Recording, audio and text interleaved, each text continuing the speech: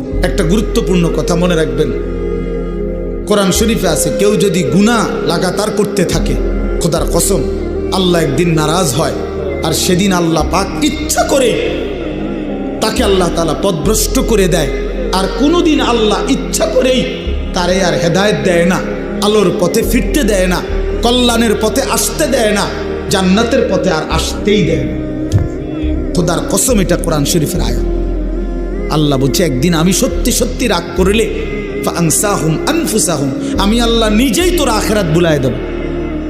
যা ঠিক আছে বান্দা, গরু ছাগল কুকুর বিড়ালের মতো খা, ঘুমা, পেশাব পায়খানা কর, যৌন চাহিদা মনে পূরণ কর, ঠিক আছে বান্দা, খালাস।